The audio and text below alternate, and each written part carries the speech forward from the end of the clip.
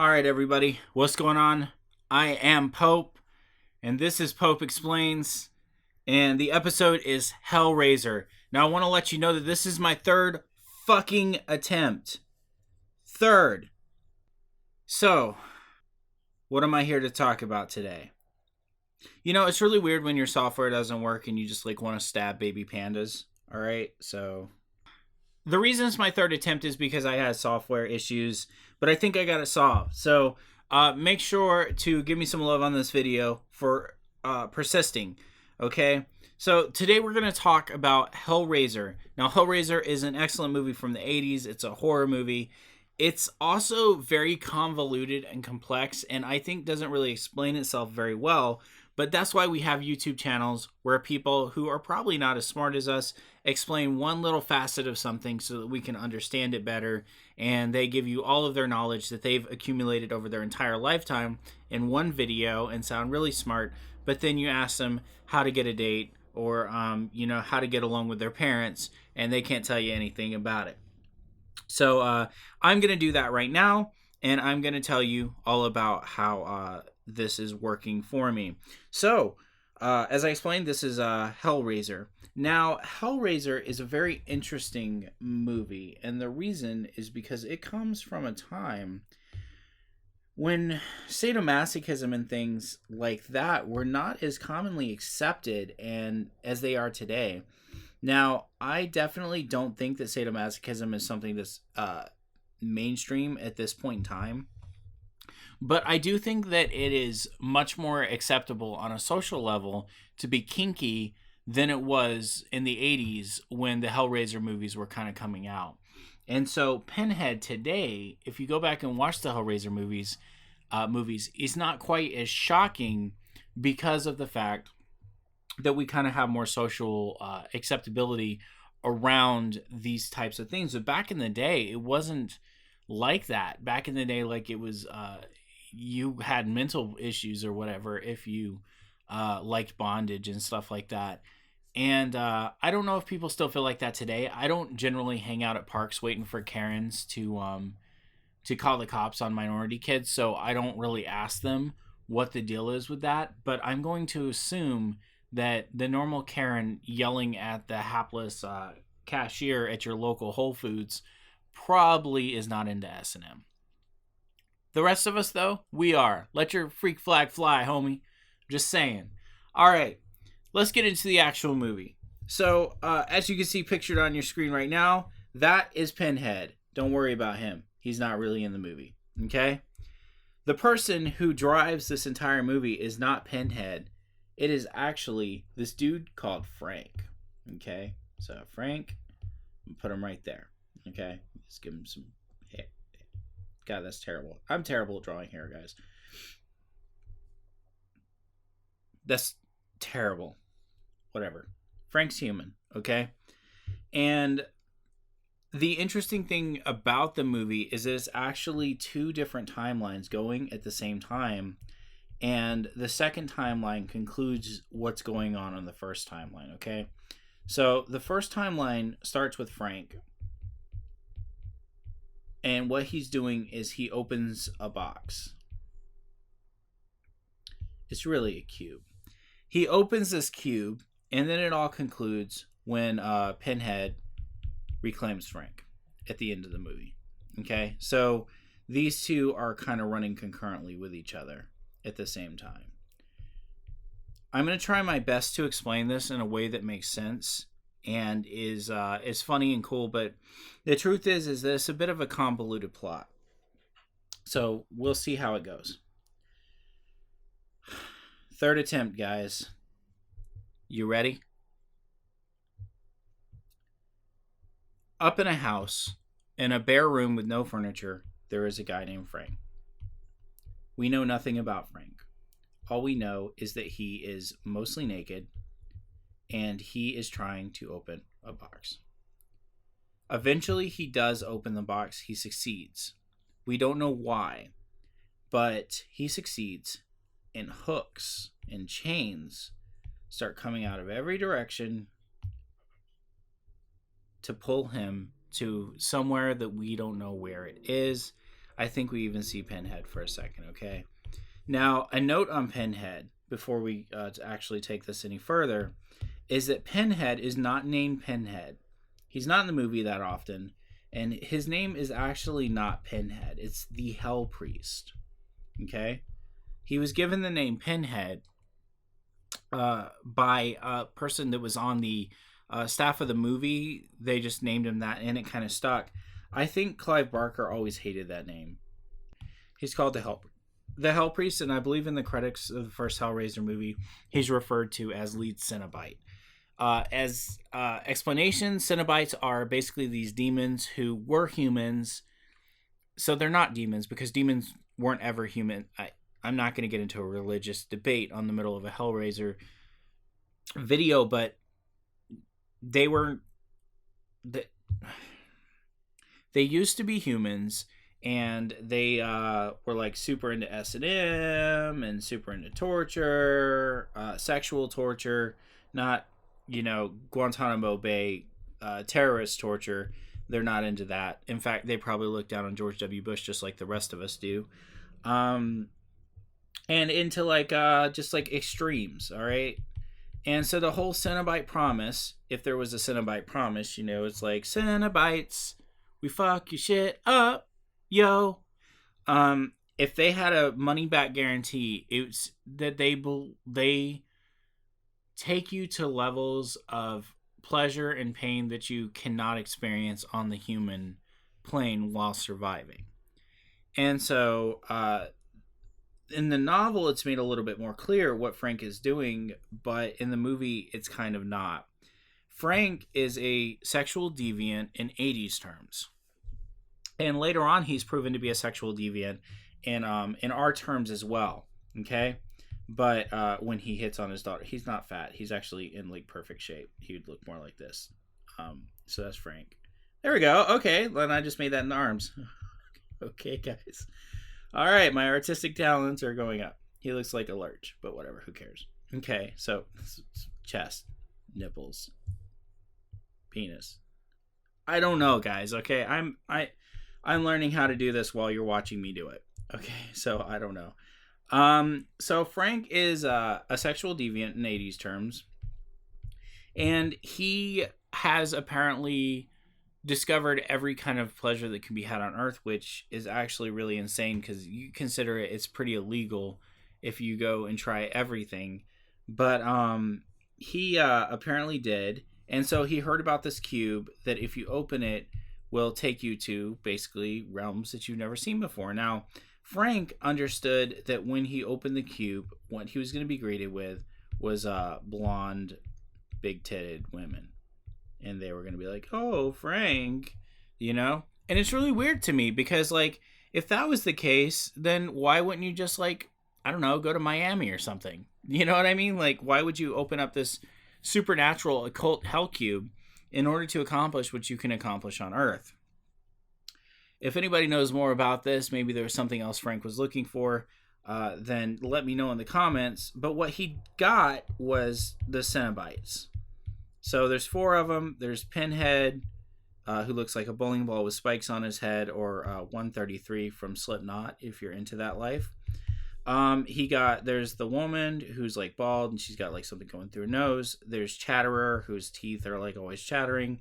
And then there's the other one, who I think was called Butterball, was kind of his name. He's a super big fat guy. Butterball is huge. He looks kind of like Lawrence Fishburne from The Matrix if Lawrence really let himself fucking go. All right? So he's fat. Okay. So that's the Cenobites. And they just are super into pleasure and pain. Okay? And that's all good. Like I said, by today's standards, I think the Cenobites would be pretty able to be inducted into normal society, barring the pins stuck in their head and shit like that. I think they'd be pretty okay. But back in the day, that wasn't the case. So Frank opens the box, and these chains, they come and they take him, they rip him into pieces, almost as if he's being ripped off stage right, stage left, and stage up at the same time. he's ripped apart, and it's really super gory, and there's fucking blood and guts and fucking all this other stuff just going everywhere, and Frank's all fucked up, and you, the viewer, have no idea what's going on, and you're confused as fuck. And Pinhead's like, whoa. Okay? So that's what kind of happens in that scenario. Now, Frank was in the house when this happened. He was in this bare room with nothing in it. And that kind of leads us into our second timeline. Because what happens is I don't remember. I'm going to say undisclosed on here so I don't sound like an asshole.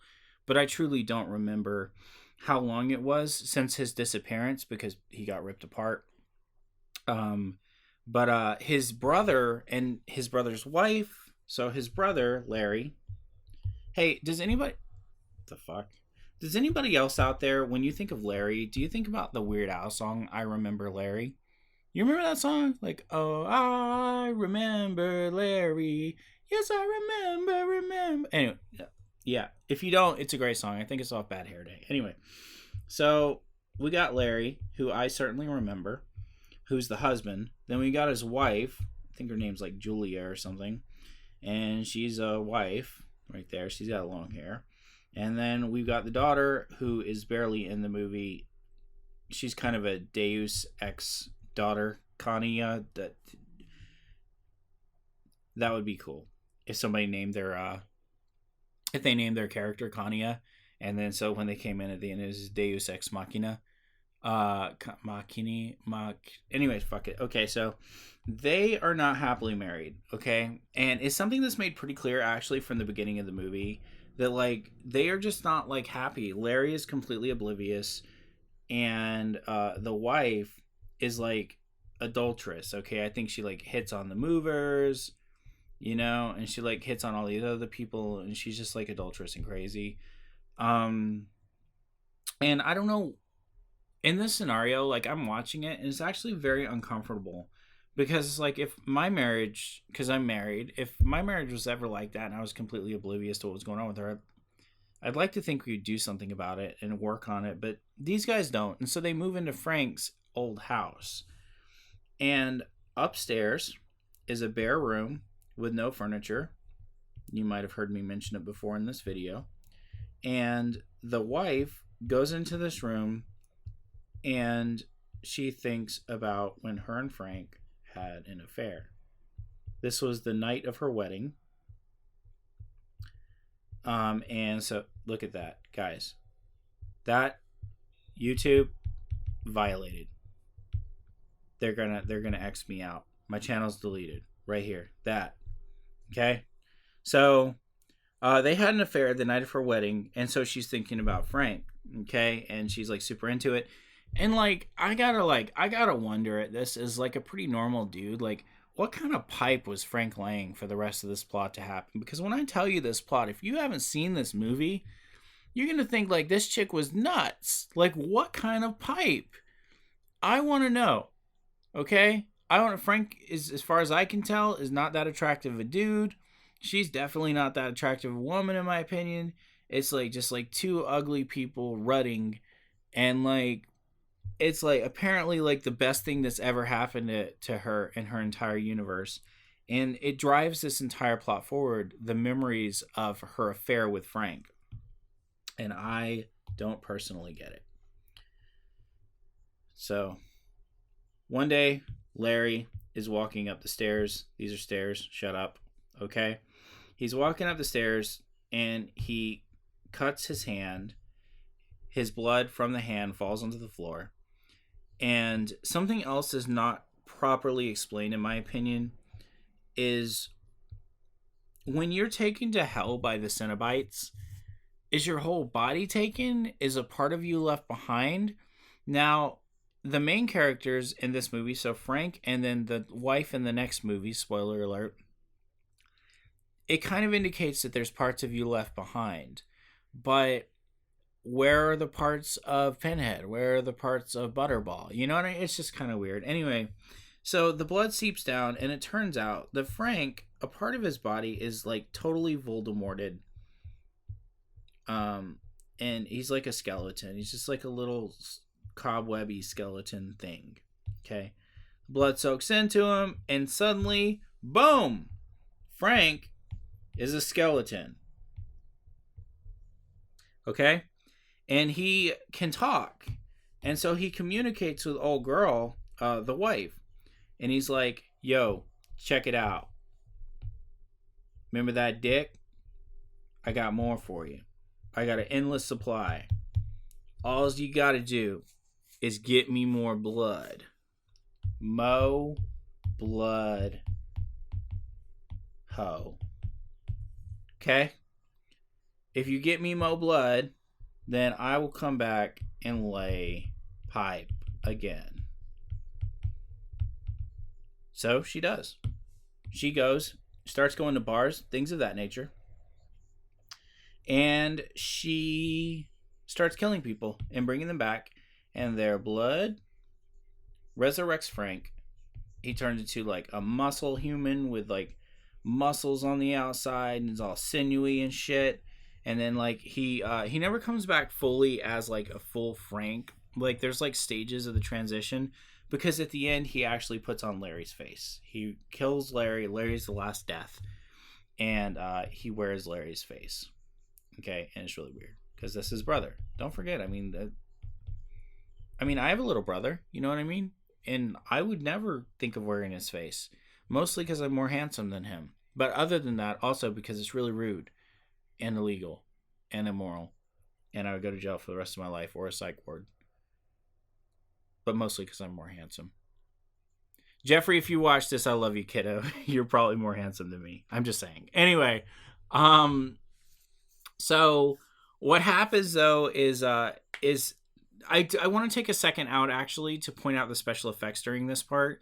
The special effects in this movie are wonderful, and Frank's transition from this little messy type of pile of what might be organic material into a fully formed, fully functional, almost human is great. This is before CGI was really a thing. Make sure you watch the movie just for the effects. They really did a great job building these people, and they actually took it to the next level in HellRaiser 2. It's great, and I definitely recommend it for that reason. The special effects are wonderful. So all these people are being brought to Frank, okay, and they're dying, and Frank's absorbing their essence or their blood or their whatever, okay. And the whole time, Larry don't know what the fuck's going on because Larry doesn't pay attention to anything. Larry is completely oblivious. Now, is Larry being oblivious worthy of what ended up happening to him? I don't think so. I don't think it's a crime to be oblivious. But Larry ends up being the last sacrifice in order to bring Frank back. And they kind of hold off on this so you don't exactly know what happens. In the meantime, the daughter figures out what's going on, and she opens the cube. Okay? She opens up the cube. I think Frank actually reveals himself to her and tries to rape her or something, and it's just crazy. So she opens up the cube and she talks to our boy Pinhead. We talk to Pinhead, and Pinhead's like, "What's up?" And she's all like, "Yo, Frank escaped." And he's all like, "What?" Now, I have a point of contention with this part of the movie, okay? Are you really telling me that an extra dimensional demon that can open up fucking portals to anywhere he wants to go, can summon chains to rip your body apart, is he wouldn't know when somebody escaped his crazy realm of punishment? He should know, And maybe he did know, and she was just telling him the location. I don't know. I saw the movie a while back, so maybe he did know. Let's be more kind. Let's do the kind interpretation. He knew. He was actively looking for Frank. He had put out a what's it called? An APB. Yeah, an APB, right? He put out an APB. And so she's all like, "I know where Frank is." And he's like, But then the weird thing is Pinhead's like, okay, yo, like we're cool with Frank, but girl, like your body banging. Like you want to hang out with us? You know, this is the box right here. You know, he actually, anyway, and he's like, yo, you banging? Wanna torture and chill? And she says no, and that's kind of why. Oh, okay. She opens the box, and he tries to get her to go, but she says no. But I have Frank, so I'll give you Frank. And he's like, okay, that's cool. So they go, and she goes to find Frank in order to turn him into Pinhead and the rest of the Cenobites in order to kind of free herself and her family of this problem. The only problem is that Larry is there, and he looks weird, right? So this is Larry, and he looks weird. He's bleeding all down the side of his face, and he's a weirdo. And this Larry. And Frank apparently was killed, and there's a skeleton upstairs.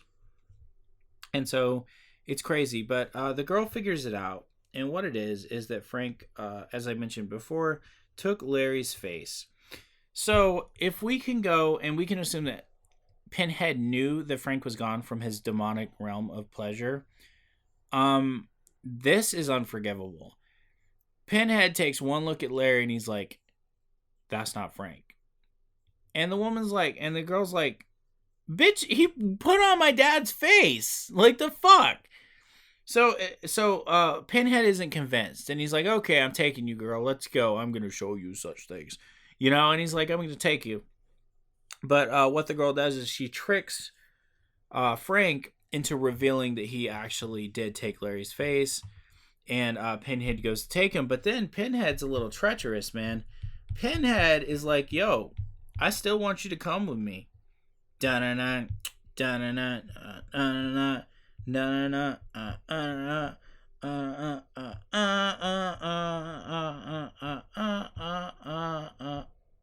what the fuck?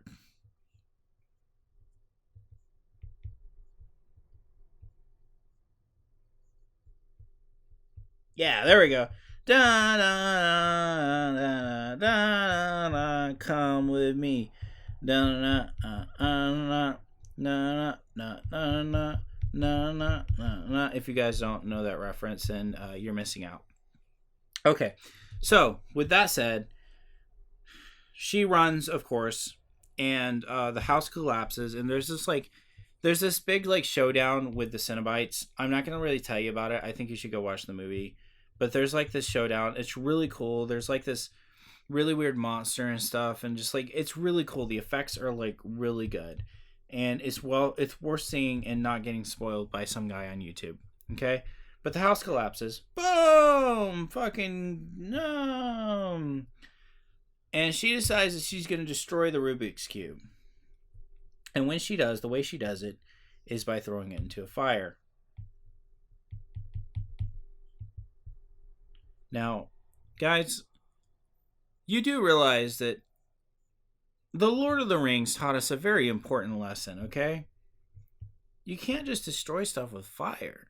Like, especially occult things or magical items. There's other ways.